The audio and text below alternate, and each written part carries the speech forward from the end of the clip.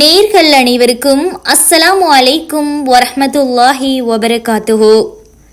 அல் குர்ஆன் என்பது அல்லாஹ்வினுடைய அத்தாட்சியில் மிக பெரிய ஒரு அத்தாட்சி என்பது நாம் அனைவரும் அறிந்த ஒன்று. மனித குலத்தை படைத்த அல்லாஹ் மனிதன் வாழ தேவையான எல்லாவற்றையும் தன்னுடைய கருணையினால் மனிதனுக்கு அருள் புரிகின்றான். அவனுடைய அருட்கொடைகளில் மிகச் சிறந்த அருட்கொடைதான் அல் குர்ஆன். அல் குர்ஆனின் 7வது அத்தியாயத்தின் 204வது வசனத்தில், மனிதர்களே, திருக்குர்ஆன் ஓதப்பட்டால் வாய்மூடி செவி தாழ்த்தி அதனை கேளுங்கள், அதனால் நீங்கள் இறைவனின் அருளை அடைவீர்கள் என்று கூறப்பட்டுள்ளது.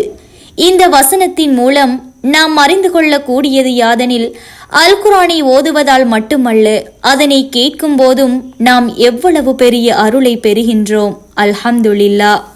இந்த உலகத்தில் உள்ளவர்கள் அல் குர்ஆனை கற்பதை விட மிக பெரிய எந்த கல்வியையும் கற்றுவிட முடியாது. சிறப்புக்கள் நிறைந்த அல் குர்ஆனை நாம் இன்று எத்தனை பேர் தினமும் ஒரு பக்கமேனும் ஓதுகின்றோம்? சுபஹானல்லாஹ். இந்த காணொளியில் காணப்படும் வயதான ஒரு மூதாட்டி எவ்வளவு அழகான முறையில் அல் குர்ஆனை ஓதுகின்றார். மாஷா அல்லாஹ்.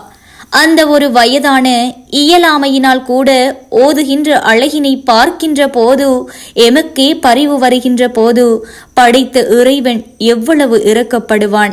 அல்ஹம்துலில்லாஹ். இன்று நாம் நேரமில்லை, இயலாமை என்ற காரணங்களையெல்லாம் கூறி அல் குர்ஆன் ஓதுவதிலேயே அலட்சியம் காட்டுகின்றோம்.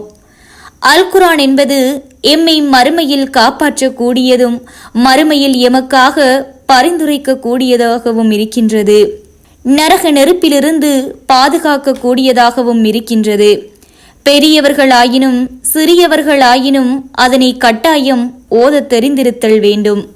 அந்த வகையில்தான் இந்த வயதான மூதாட்டி ஒரு எடுத்துக்காட்டு. அல்லாஹ் எம் அனைவரையும் அவனின் பாதையில் மட்டுமே மரணம் வரை வழிகாட்டி எம் அனைவரதும் அறிந்தும் அறியாமலும் செய்த பாவங்களை மன்னித்து ஜன்னத்துல் ஃபிர்தௌஸ் எனும் உயர்ந்த சுவனத்தை வழங்குவானாக. ஆமீன்.